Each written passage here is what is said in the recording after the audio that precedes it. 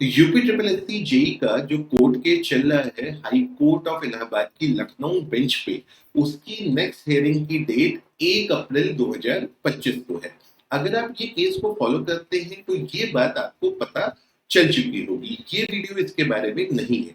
इस वीडियो में हम ये बात करने की कोशिश करने वाले हैं कि 1 अप्रैल 2025 को हर बार की तरह ही ये कोर्ट केस सुना जाना बहुत ही मुश्किल लग रहा है।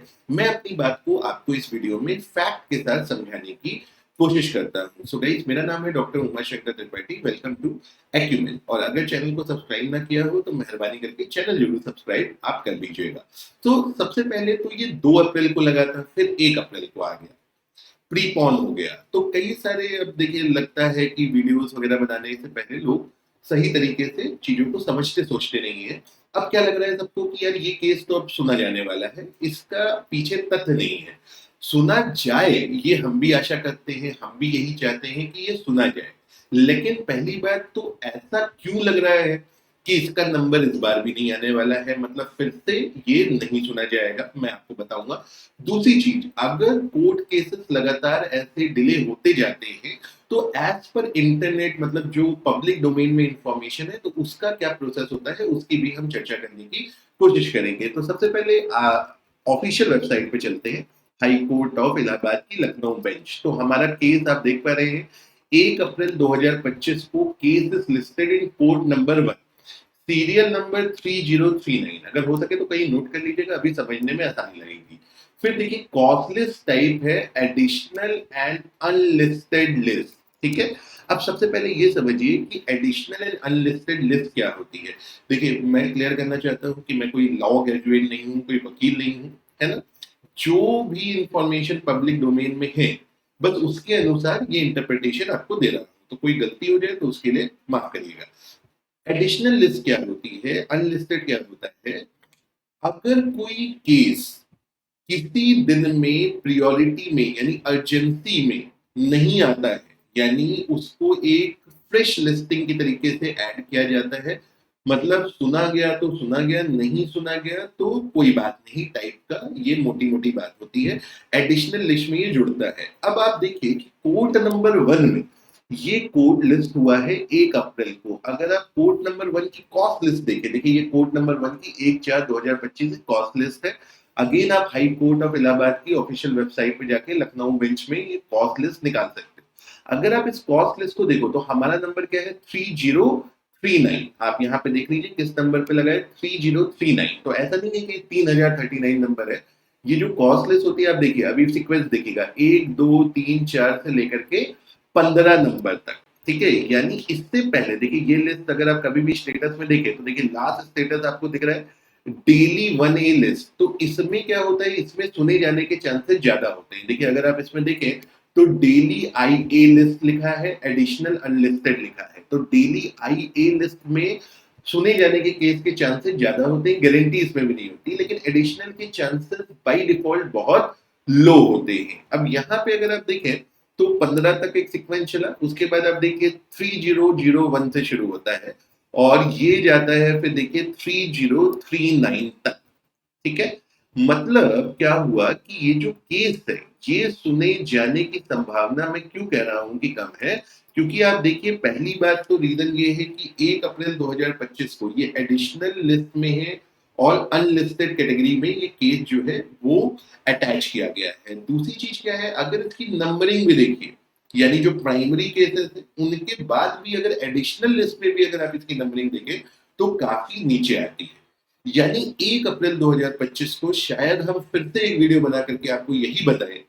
ठीक है। तो शायद हम बनाए भी, लेकिन अगर कोई वीडियो ना बने तो समझ जाइएगा कि कुछ भी नहीं हुआ है। ठीक है, कि इसको फिर से हियरिंग नहीं हुई है। थोड़ा दुर्भाग्यपूर्ण है, मतलब जब से ये केस शुरू हुआ तब से हाई कोर्ट ऑफ इलाहाबाद में लखनऊ बेंच में अभी तक इस केस का नंबर जो है नहीं लग पाया, सुनवाई कुछ आगे बढ़ ही नहीं पाई। और इस केस का देखिए स्टेटस जो दिखाता है वो क्या है, इसकी स्टेज क्या है। इसकी स्टेज आप देखेंगे तो फॉर ऑर्डर स्टेज है।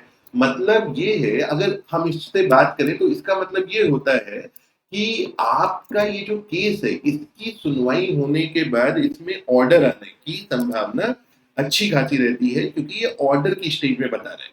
है ना। अब उसके पीछे अगर आप फैक्ट ढूंढने जाएंगे, तर्क से सोचेंगे, तो वो थोड़ा सा आपको विवादित लगेगा, लेकिन अपन उस पर कमेंट नहीं करते हैं। जो स्टेटस बता रहा है कि फॉल ऑर्डर, तो हम उसी को समझ करके चल रहे हैं। अब ये हर बार जो एडिशनल लिस्ट में जाता है, तो ऐसा कब तक चलेगा? तो देखा जाए तो इसका जवाब किसी के पास है नहीं, लेकिन इसके पीछे जो वकील लोग बताते हैं, देखिए अगेन मैं कहूंगा, मैं लॉयर नहीं, लेकिन इसका तरीका होता है, अगर कोई केस एडिशनल लिस्ट में है, तो उसको एक रिक्वेस्ट की जा सकती है कोर्ट को, एक रिटन फॉर्मेट में एक रिक्वेस्ट होता है। वो रिक्वेस्ट आपसे की जा सकती है, गूगल पे अवेलेबल है, कि अगर आप देखिए कि एक केस को सुने जाने से रिलेटेड रिक्वेस्ट की जा सकती है, उसमें आपको कुछ पॉइंट्स बताने पड़ेंगे कि भाई ये केस है, ये क्यों सुना जाना है और क्यों सुना जाना चाहिए, इस मैटर की अर्जेंसी क्या है। तो इस तरीके से कोर्ट फिर एडिशनल लिस्ट में लगे हुए केस को भी सुन सकता है ना। मतलब बेसिकली जो जज है उनके डिस्क्रिप्शन पे होता है, उनके फैसले पे होता है, उनके पास एक फॉर्मल लेटर एप्लीकेशन आपको देनी रहती है। जो वकील लोग होंगे वो ज्यादा बेहतर इस बात को अच्छी तरीके से समझते हैं, ठीक है। तो देखिए एडिशनल लिस्ट में आ रहा है, इसके बाद भी जो मेरे मन में बात आती है वो यही आती है कि अगर प्रयास किया जाए, है ना, अगर जो लोग इसमें इन्वॉल्व हैं एक्टिवली, अगर उनका मतलब मन हो, ठीक है, तो वो इस चीज को भी कर सकते हैं कि एडिशनल लिस्ट में आने पे कोर्ट केस के लिए कोर्ट को एक एप्लीकेशन दे सकते हैं कि this matter is of urgent importance. उसमें अपने जो भी क्यों एजेंसी है ये कोर्ट को अप्लाई करके ये मैटर को आगे शिफ्ट कर सकते हैं, जिससे इसकी सुनवाई के चांसेस जो है बढ़ जाते हैं। और मुझे बिल्कुल इंफॉर्मेशन नहीं है, शायद जो लोग एक्टिवली इन्वॉल्व है वो शायद ऐसा कर भी रहे हो, मतलब मैं ये नहीं कह रहा हूँ कि वो नहीं कर रहे होंगे, है ना। हो सकता है कर भी रहे हो, लेकिन मेरी जानकारी में नहीं है कि कर रहे हैं कि नहीं कर रहे हैं। तो जो गूगल पे इंफॉर्मेशन है कि ऐसा भी किया जा सकता है, मैं आप सारे स्टूडेंट्स के साथ शेयर कर रहा हूँ। अब वीडियो को एंड करने से पहले देखिए, हर वीडियो में आपसे कहता हूँ, इस वीडियो में भी कहता हूँ, एज अ टीचर आप लोगों से मैं यही कहूंगा कि आप अपनी पढ़ाई जरूर जारी रखिए, और जो भी एग्जाम्स आ रहे हैं जूनियर इंजीनियर लेवल के, उनको टारगेट करिए, उन पे अप्लाई करिए, उनके हिसाब से पढ़िए। कोर्ट केस के चक्कर में बहुत लंबा समय वेट मत करिए, जब आना होगा आएगा, एक प्रक्रिया होगी, प्रक्रिया पूरी हो जाएगी, आपको एग्जाम देने का मौका मिलेगा। जो लोग डिजर्व करते होंगे वो डेफिनेटली यहाँ पे सिलेक्शन पाएंगे, लेकिन इसके लिए अपनी पढ़ाई को रोकना नहीं है, पढ़ाई जारी रखनी है, ठीक है। तो आई होप आप लोगों को मेरी बात समझ में आई होगी। आज की वीडियो में इतना ही। With this, thank you very much and have a good day.